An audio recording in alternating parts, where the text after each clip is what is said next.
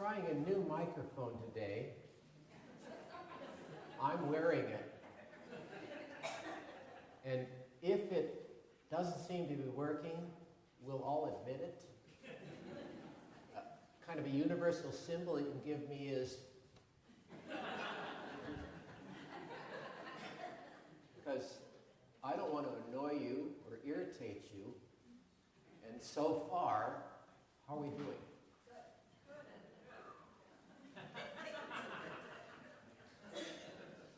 I'm not sure what that signal means, Gordy.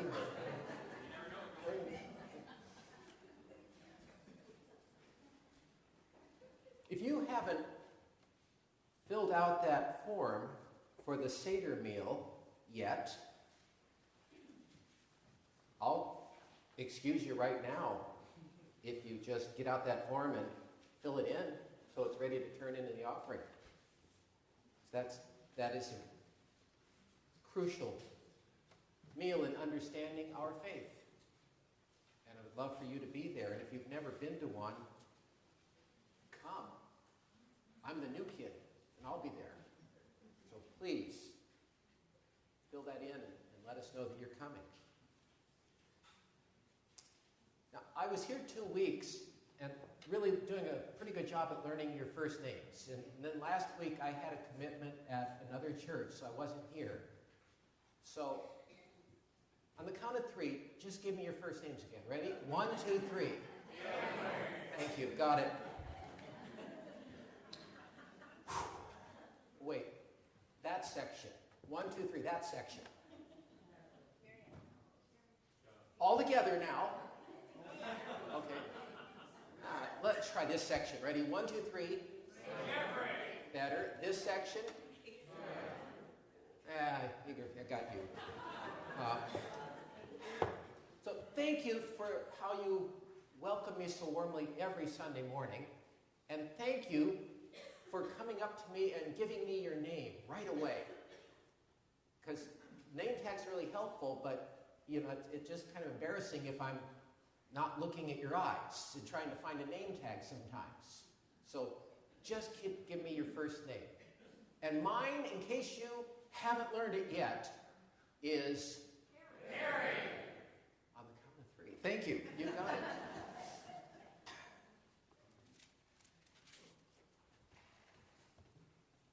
I love this season. And I put on this purple stole as a reminder to me and to you of the Lenten journey.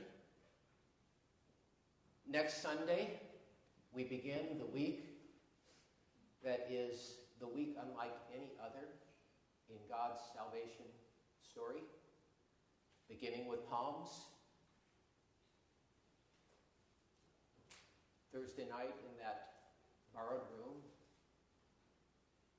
Friday on a borrowed cross.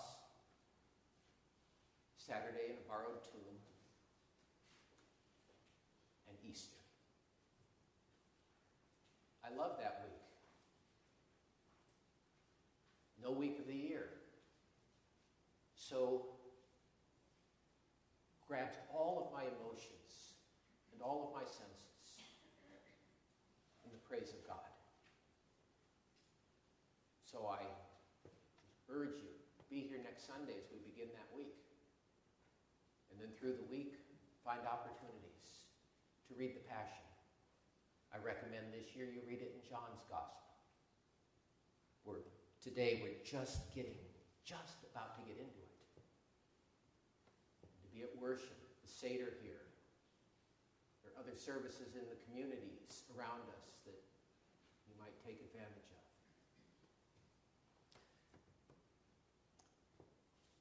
When I go to a movie these days, which isn't that often, but once in a while I actually go to a first-run movie, I've learned that before the movie, they're going to bombard me with previews of coming attractions. And it seems to me that in those previews, they turn the volume way up. You've noticed that. And they don't show us anything subtle. They just show us things crashing all over the place. And by the time I get to the movie I came to see, I'm already kind of in shell shock from all these previews. And I want to say, slow down, maybe one or two, and keep the volume at a reasonable level. And don't just show me pyrotechnics. Show me some story. Today we have a story, a narrative. It is a preview of what is coming in a most surprising way. Now, to honor the flow of the narrative, I'm not going to interrupt. I'm going to begin it, and it is a long passage. It's going to take about 5 minutes to read. Normally, I ask you to stand up for the New Testament reading, and in a moment, I'm going to give you that option, but I'm going to tell you it's about 5 minutes, so if you need to stay seated, that's just fine. Or if you stand and after a while need to be seated, that's just fine.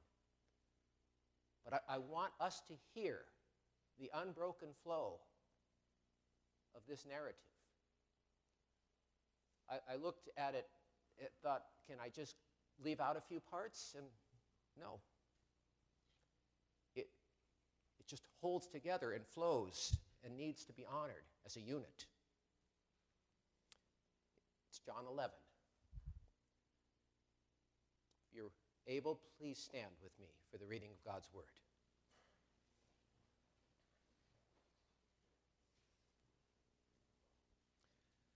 Now a man named Lazarus was sick. He was from Bethany, the village of Mary and her sister Martha. This Mary, whose brother Lazarus now lay sick, was the same one who poured perfume on the Lord and wiped his feet with her hair. So the sister sent word to Jesus, "Lord, the one you love is sick." And when he heard this, Jesus said, "This sickness will not end in death. No, it is for God's glory, so that God's Son may be glorified through it." Now Jesus loved Martha and her sister and Lazarus. So when he heard that Lazarus was sick, he stayed where he was 2 more days. And then he said to his disciples, "Let us go back to Judea." "But Rabbi," they said, a short while ago, the Jews there tried to stone you, and yet you're going back?" Jesus answered, "Are there not 12 hours of daylight? Those who walk in the daytime will not stumble, for they see it by the world's light. It is when people walk at night that they stumble, for they have no light." After he said this, he went on to tell them, "Our friend Lazarus has fallen asleep, but I'm going there to wake him up." His disciples replied, "Lord, if he sleeps, he will get better." Jesus had been speaking of his death, but his disciples thought he meant natural sleep. So he told them plainly, "Lazarus is dead, and for your sake I am glad I was not there, so that you may believe. Now let us go to him." Then Thomas, also known as Didymus, or the twin, said to the rest of the disciples, "Let us also go, that we may die with him." On his arrival, Jesus found that Lazarus had already been in the tomb for 4 days. Now Bethany was less than 2 miles from Jerusalem, and many Jews had come to Martha and Mary to comfort them in the loss of their brother. When Martha heard that Jesus was coming, she went out to meet him, but Mary stayed at home. "Lord," Martha said to Jesus, "if you had been here, my brother would not have died. But I know that even now God will give you whatever you ask." Jesus said to her, "Your brother will rise again." And Martha answered, "I know he will rise again in the resurrection at the last day." Jesus said, "I am the resurrection and the life. Anyone who believes in me will live even though they die, and whoever lives by believing in me will never die. Do you believe this?" "Yes," she told him, "I believe that you are the Messiah, the Son of God, who was to come into the world." After she said this, she went back and called her sister Mary aside. "The teacher is here," she said, "and is asking for you." When Mary heard this, she got up quickly and went to him. Now, Jesus had not yet entered the village, but was still at the place where Martha had met him. And when the Jews who had been with Mary in the house, comforting her, noticed how quickly she got up and went out, they followed her, supposing she was going to the tomb to mourn there. When Mary reached the place where Jesus was and saw him, she fell at his feet and said, "Lord, If you had been here, my brother would not have died. Jesus saw her weeping, and the Jews who had come along with her also weeping. He was deeply moved in spirit and troubled. Where have you laid him? He asked. Come and see, Lord, they replied. Jesus wept. Then the Jews said, see how he loved him. But some of them said, could not he who opened the eyes of the blind man have kept this man from dying? Jesus, once more deeply moved, came to the tomb. It was a cave with a stone laid across the entrance. Take away the stone, he said. But Lord, said Martha, the sister of the dead man, by this time there is a bad odor, for he has been there 4 days. Jesus said, did I not tell you that if you believe, you will see the glory of God? So they took away the stone. Jesus looked up and said, Father, I thank you that you have heard me.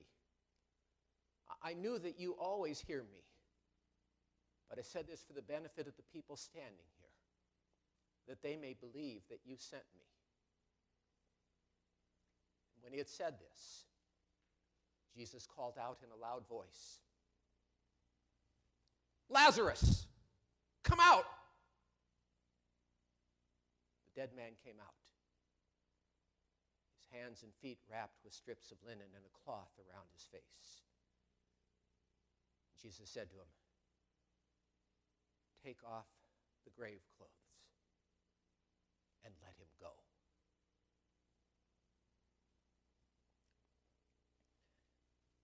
May the words of my mouth and the meditations of all of our hearts be acceptable in your sight, O Lord, our rock and our Redeemer. Amen. Please be seated.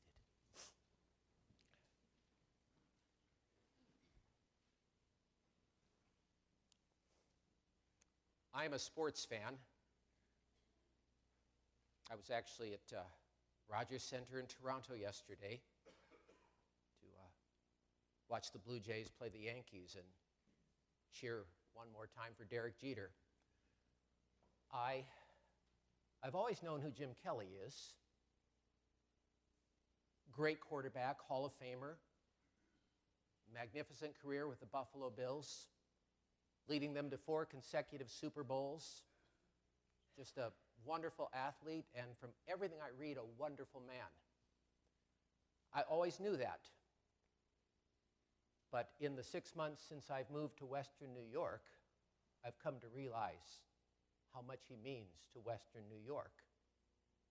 What it means that he's settled in Buffalo when most athletes would head to friendlier climates. Perhaps you've heard that Jim Kelly in the last few weeks has had a recurrence of cancer. It's very serious.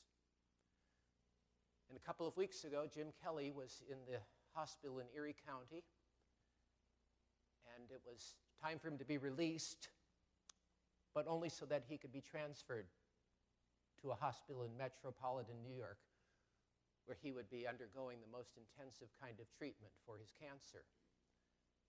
And on the day of his release from that hospital in Erie County, he went to the nursing station, was in a wheelchair. Now you can imagine that whenever Jim Kelly is in a hospital room, people are going to send flowers because of what he means to Western New York. He had a brand new, beautiful spray of flowers, and he went to the nursing station and he said, is there someone on this floor, maybe a youngster with cancer, that I could just visit and give these flowers to? The nursing station said yes. They pointed him to the room of a youngster named Jason. And so there Jim Kelly, great Hall of Fame quarterback, now in a wheelchair, went into the room of a youngster named Jason to give him flowers and chat with him. And that boy Jason, he knew who Jim Kelly is too. And at one point, Jason leaned forward and said to Jim Kelly, "May I pray for you?" Jim Kelly's a man of faith. And he said, yes. And so the boy prayed for Jim Kelly. And then Jim Kelly said, may I pray for you? And he prayed for Jason. Now, if Jim Kelly and Jason had met, let's say, at an autograph session, I doubt they would have said to each other, may I pray for you? But both of them know they're facing death. And that kind of changes everything. When we know death is at hand, we might find ourselves getting a bit more honest and willing to do something like reach out to someone you've never met and say, may I pray for you? February 11th, 1989. January 4th, 1992. December 31st, 2013.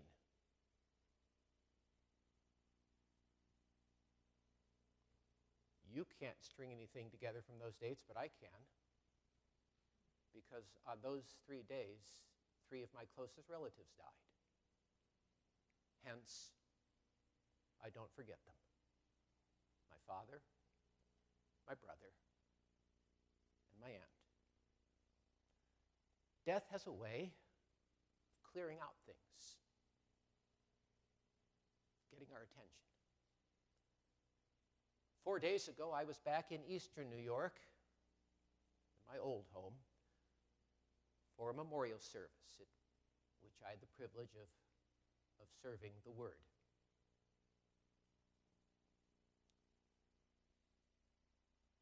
As a pastor for just about 4 decades, I've done my share of funerals and memorial services, and let me tell you, that was one of the high points of my pastoral life.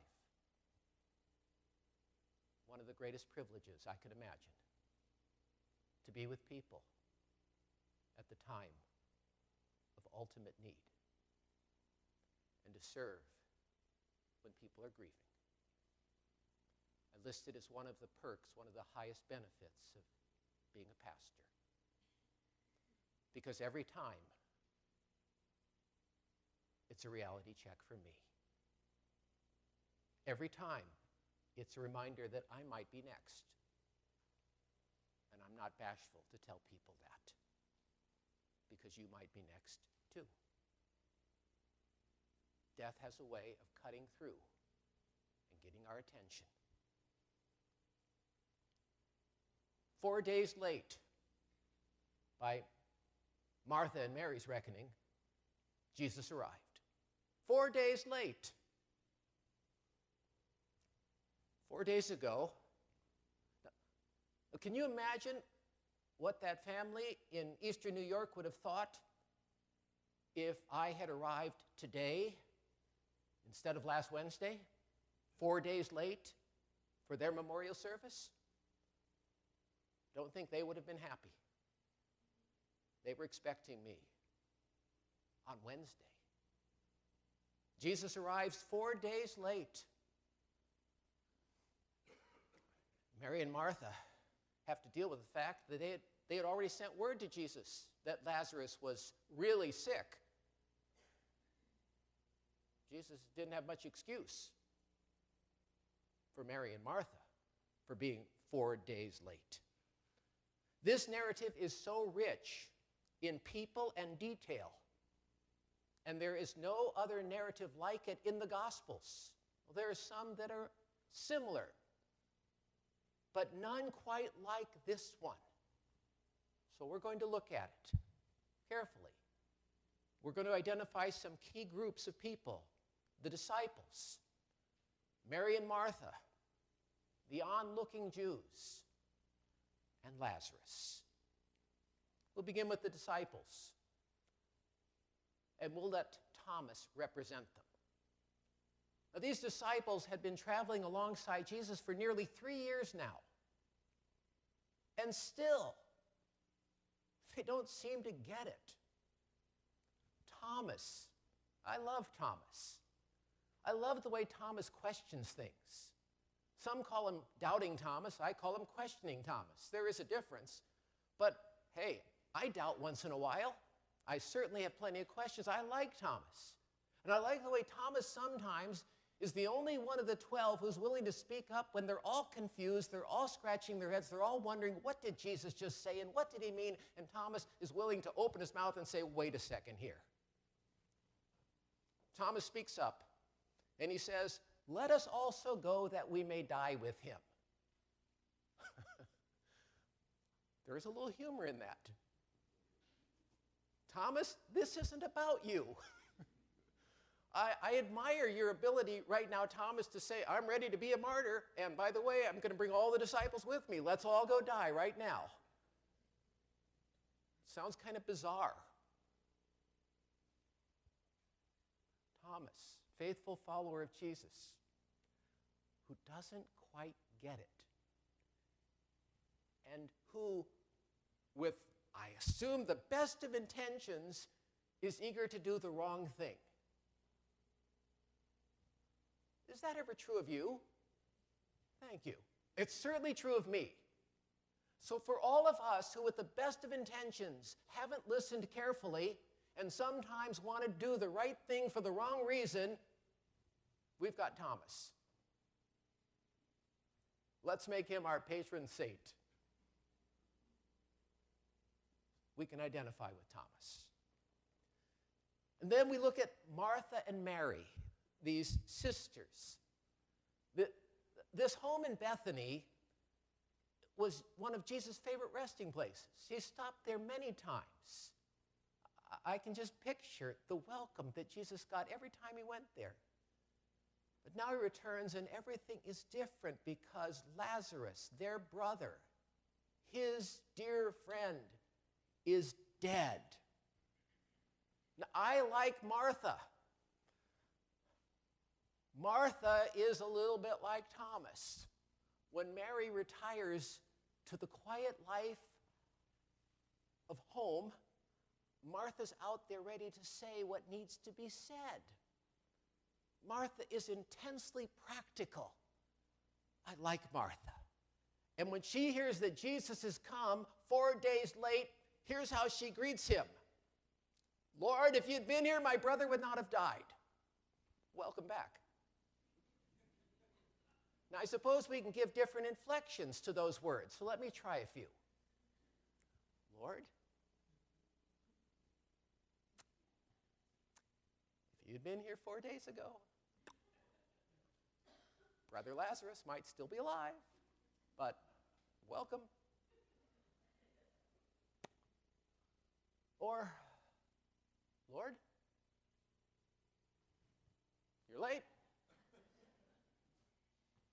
Or, Lord, you are late, and my brother is dead. And I know who you are. And if you had come on time, my brother would be alive. How do you think Jesus heard that greeting? Martha, what honest faith she has. Willingness to be honest with Jesus. Oh, I commend her. But she said something more. I left it off intentionally, but let me fill it in now. She says, but I know that even now God will give you whatever you ask. Now, there is faith. It's honest, it's real, but it's not fully developed. That's kind of like my faith at times. Honest and real, and not fully developed. How about you? For those of us who can admit that our faith is honest and real but not fully developed, we have a friend in Martha.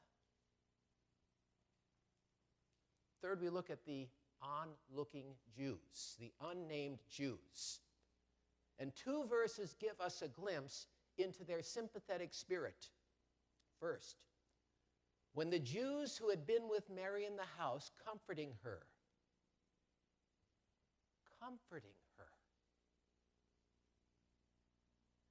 noticed how quickly she got up, they went out and followed her. And second, a little bit later, when Jesus saw her weeping, the Jews who had come along with her were also weeping.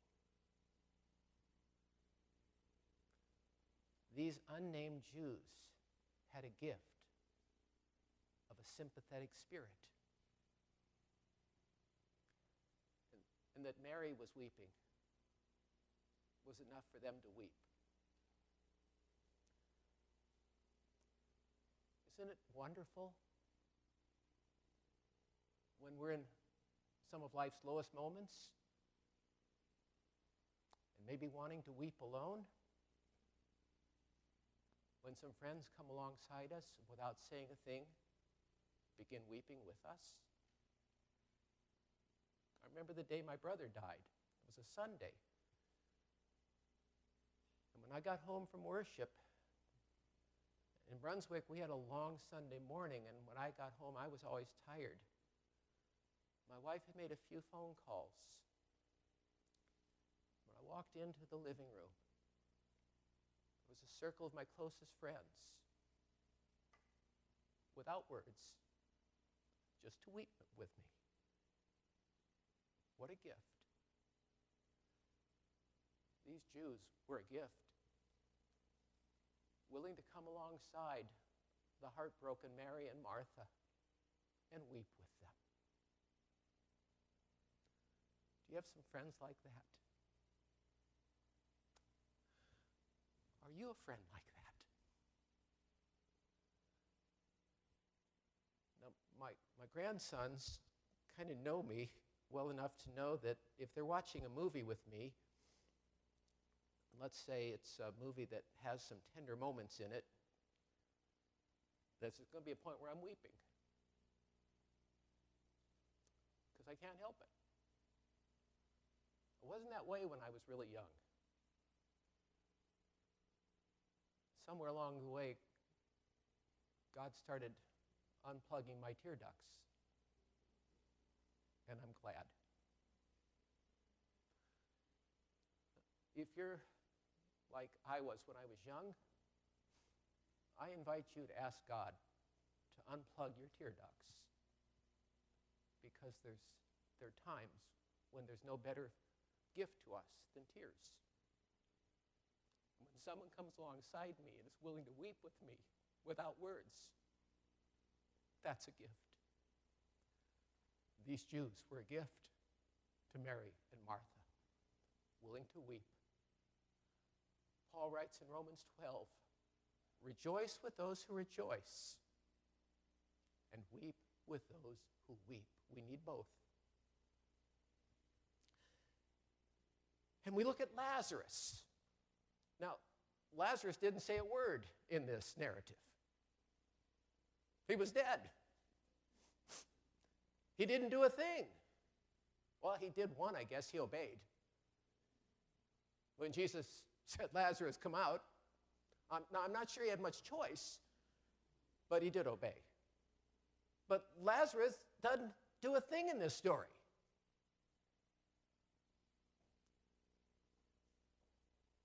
And maybe I really need him to know that in the great story of God's salvation, I'm a Lazarus. I've been raised from death to life, and it's not my own doing. I didn't make it happen. Lazarus simply receives.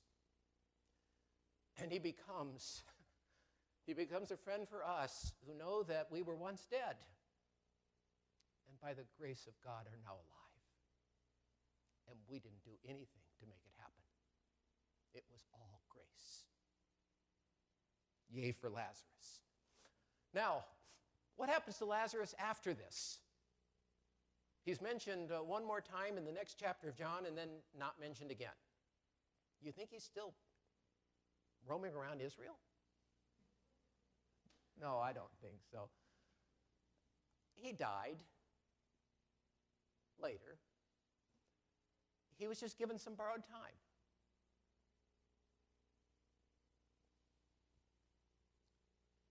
Aren't we all living on borrowed time?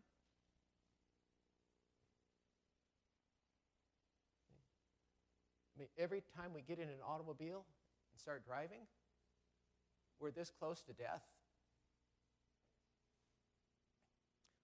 We're all living on borrowed time. Thanks be to God. And Lazarus got a little extra time. I know he used it well. And then he died, and I expect Martha and Mary at that point were okay. Maybe they died first. Oh, there's one more person we have to look at, of course. Jesus. Because no passage shows us any more graphically his humanity. See, we all know he's the Son of God. We sometimes forget that he's also the Son of Man. We all know that he's the divine Savior from heaven, but we sometimes forget that he was born outside a stable and lived in poverty and was tempted in every way as we are and is truly one of us. Notice I didn't say was truly one of us. He is truly one of us. He never stops being one of us. And we see a glimpse of Jesus here in his humanity. When Jesus saw her weeping, and the Jews who had come along with her also weeping, he was deeply moved in spirit and troubled. Now, no English translation fully catches the drama of these verses, so I'm going to help us a little bit. These two words that are translated deeply moved and troubled are words of some intensity. By the way, if you've been here a few weeks, I've been here, maybe you start realizing I'm pretty intense at times. These are words of intensity.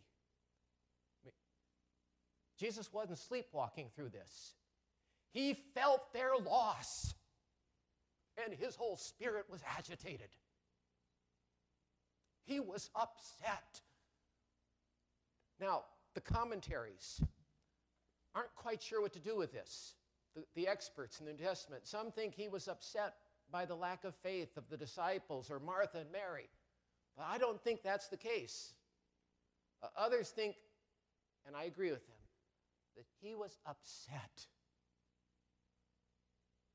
at what death had done to these people. He was upset at their grief, not for their grieving, but in their grief. He felt it. He was upset with them. He was agitated. Jesus didn't sleepwalk through life. He lived among us and experienced all that we experience, and he knows what it is to weep. In John 11:35, Bible trivia, people all know that is the shortest verse in the Bible. So if that helps us to remember it, fine. But don't stop there. Jesus wept.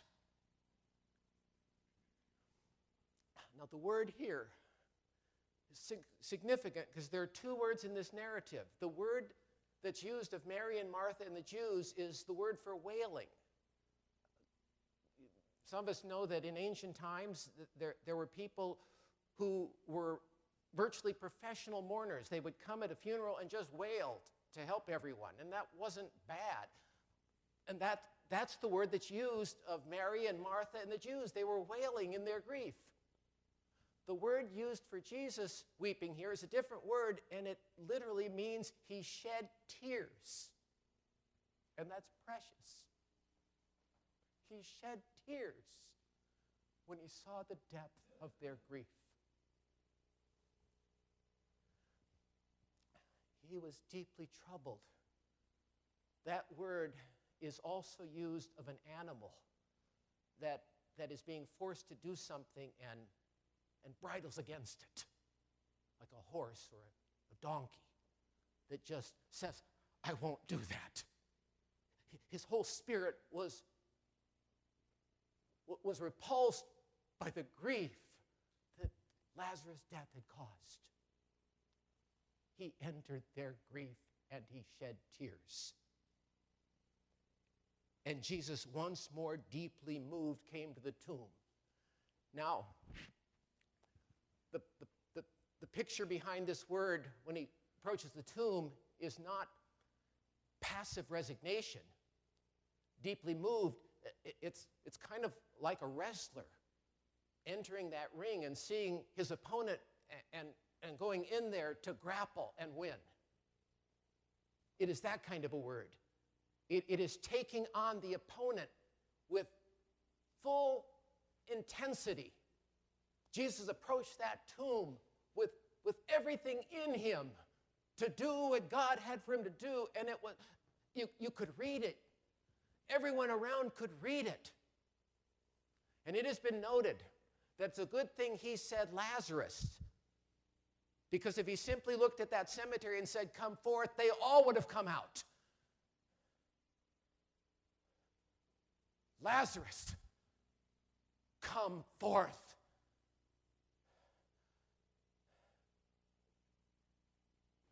And he did. But there's something more happening here. More than with Thomas and the disciples, more than with Martha and Mary, more than with those wonderful onlooking Jews, and more than with Lazarus. Because Jesus knows what's right around the corner for him. He's just 2 miles from Jerusalem. Now, riding the wave of popularity that he would be enjoying in Bethany that day, he could have said to his disciples, "Let's turn around and go back to Galilee. I'd like the Father to give me a little borrowed time too. Let me go back by the Sea of Galilee. Let me go back to the carpenter's shop. Let me go back to Peter's house at Capernaum. Let me go back to..." He knew what Jerusalem held for him, and he didn't turn back. He knew that soon he would join Lazarus in death. And he went on. But there was one more word from Jesus. Picture Lazarus standing there outside the tomb, and he's still wrapped in his death clothes.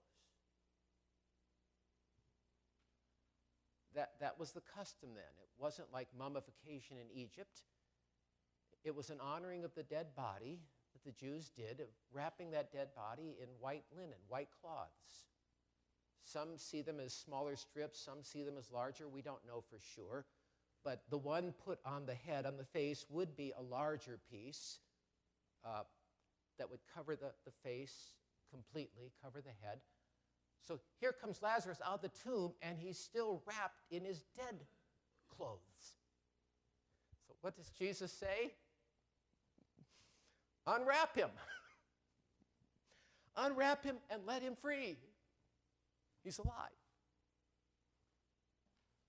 So, disciples, Thomas, Mary and Martha, sympathetic Jews, unwrap the guy.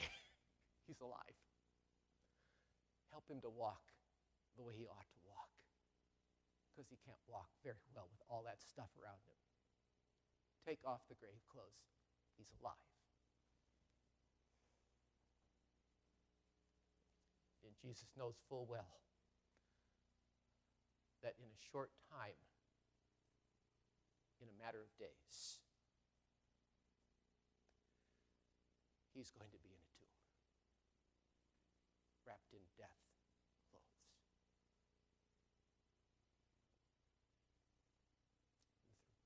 3 weeks ago, we began this series in John, the conversation with Nicodemus, when he said, "You must be born from above, born anew, born again." And 2 weeks ago, we visited that well in Samaria where Jesus said to a woman, "If you knew the one speaking to you, you would ask and he would give you living water, and you'd never be thirsty again." And now, he stands before Martha, and he says to her, "I am the resurrection and the life. The one who believes in me, though he die, will live, and he who believes in me, though he die, will live forever. I am the resurrection of life, Martha. Do you believe this, Martha? Do you believe this, Mendon? Do you believe this?